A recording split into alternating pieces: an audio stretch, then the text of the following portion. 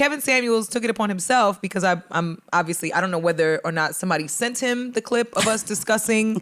He had a segment on his Instagram talking about defining what a high value man is and the fact that high value men don't cheat. And it was something that our guest last week and Mandy and myself all collectively thought was a crock of shit. So we decided last week to comment on it. And then I think somebody sent it to him or he listened to that small, really minuscule segment on our episode and chose to respond in the YouTube comments. Y'all, he chose to respond on the YouTube comments. Which, I mean, great, no problem. The internet that is exactly what the internet is for. Internet go internet. It is it's an open forum. Every single medium allows people to speak freely and speak their minds and say what they need to say, which is great. But then proceeded to, in one of his segments on his YouTube channel, to mention us and mention the podcast. Girl, read the comments so we can get this off, because we about to get it off on this. So Hi, Kevin. And he decided he wanted to read his comment that he left on our YouTube page. On his show. His show. So I... Go ahead and read it, because I can't think this fast for a song. You want me to read his comment or you want me to read mine? Please read yours. Read his first, and then I got a song Can you click the read more, Scream Man? There we go. So this was Kevin Samuels. Oh, what happened? There we go. This was Kevin Samuels' comment about us. The modern danger zone woman of full display in all its glory. Not one of these women actually listened to my content or spoke to the actual points. Instead, they went straight to typical responses. Disingenuous and misleading at best, but to do the opposite would require real discourse. Anytime any of you want to actually debate the topic instead of using predictable sign language, ad hominem attacks, and juvenile slick disses, let me know. Bring your facts, data, and statistics, because anecdotal experience won't work, and neither will this level of disingenuous bad faith energy masked as a legitimate conversation. Again, you can't make this stuff up. Y'all, he really left 2 paragraphs in a sentence, like a closer. Also, like, y'all know if y'all... There must have been a typo. Oh, it's fantastic. He edited it. I just want to point that out. It says he edited it? It says edited. Yeah, he did. Oh, wait, 2 days ago. Oh, so he had more to say. Oh, yeah. Well, Hold on. Let's go. I'm not trying to... So I decided today to listen. I wanted to listen to the full clip because the one thing that I love just as much as men, and hopefully this will be something that men can appreciate as well. One thing that women love more than you is receipts. Let's go. So I'm going to go ahead and read my response. Let's go. You can lower this though. I got you. Yeah. I got you. So I commented and I said, well, isn't this interesting? I appreciate the mention of my podcast, however pretentious. I am a bit disappointed in your generalization of myself and my co-host, though, considering your remarkable protection of men from the same treatment. Given the reaction to our opinions of one of your segments, it's clear you haven't listened to any of our weekly content at all, beyond the mention of your name. Typical indeed. Typical. Had you done adequate research on our points of view, you might be surprised to find we usually advocate for black men with the same ferocity as is used to uplift and or challenge black women.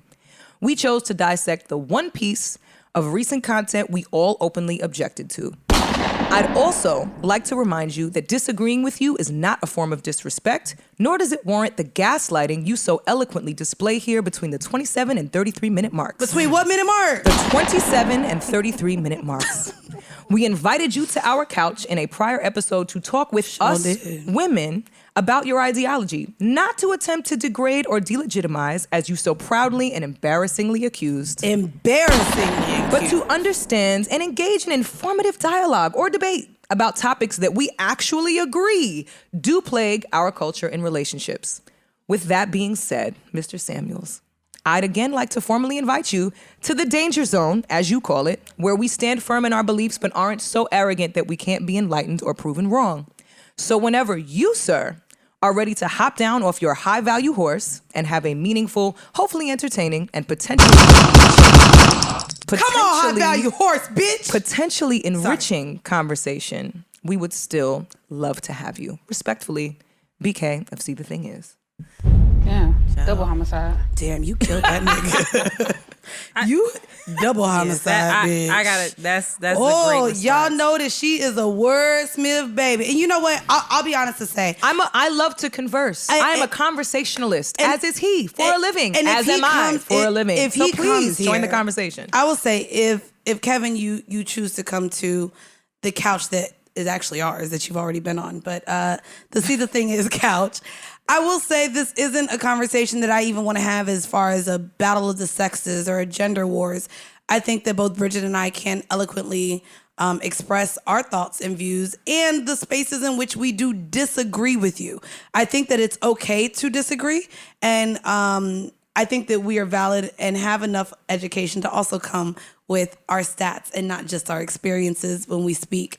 So, I mean, I'm looking forward to hopefully you joining us because I would like to have that conversation. Go ahead. I think that the thing that is most disheartening, because we didn't play what he said, right? What was the word, the verbiage that he kept using? Out of order. Out of order, right? Out of order women. Out of order. A couple things with that. Which actually did come from Ayanla, so we can't put that completely on him. That I would was never. something that she said. All of this is learned behavior, right?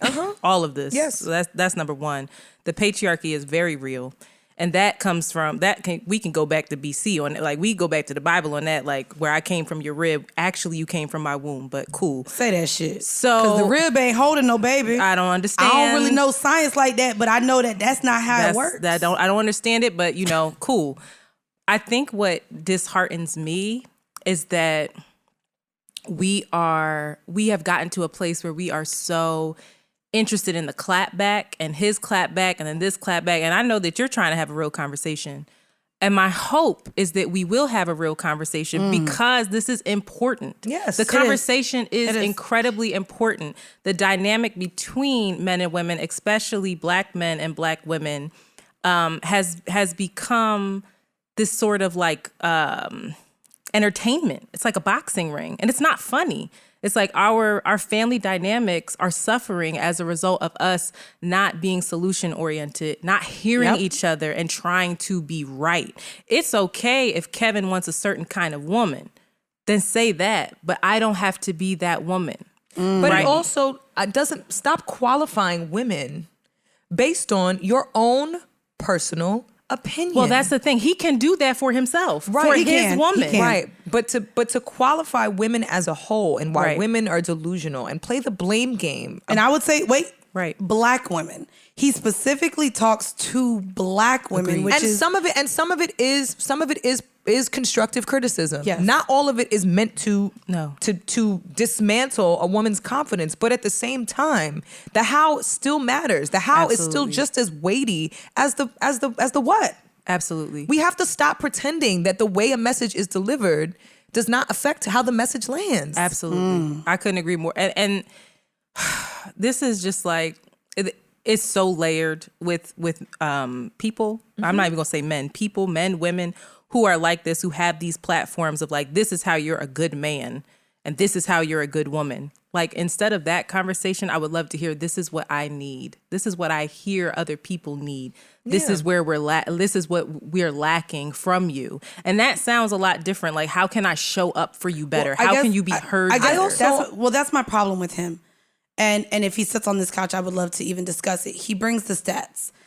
Sir, I can't just do I know if those stats are right? What stats? I don't know. I listen to them stats on that fucking podcast, and I'm sorry. Sounds good, but that's another thing too. How do you rate women's happiness? Like, what are you talking about? How are you even doing that? He speaks as though his words are fact, as if they are Bible, as if this is the way to go. And I even said it on my other pod. To me, yes, he's been doing this since 1989. Apparently, he's been giving this advice. But to me, it's no different, and it's just as detrimental as what Steve Harvey did to our dynamics of how we view ourselves. What's a wife? The 90-day rule that Steve Harvey put into the atmosphere on how we should value ourselves. And I'm not gonna lie, the fact that these men are constantly placing the value on us, that's why we are in a space where we have the sexually liberated woman. We have the independent woman. We have these things because we're finding value in ourselves. Happiness comes from us. It doesn't come from whether we're chosen or wifed up or birthing a child for a man. But for some women it is. Right. And that's okay. And that's okay. I would rather, especially from someone, Mr. Samuels, I don't know what your level of degree is, where psychology, conflict resolution, psychiatry is concerned. It comes from his sales experience. But I'm dying. He said it. My therapist. Sorry. My therapist, right? and I found this with a number of therapists. Most therapists, when they're trying to help you find a resolution, they ask you questions to help you reach the solution. They don't tell you what's wrong with you. They don't tell you what you're doing wrong. Right, it's for you to discover. They ask questions to help you arrive at the point.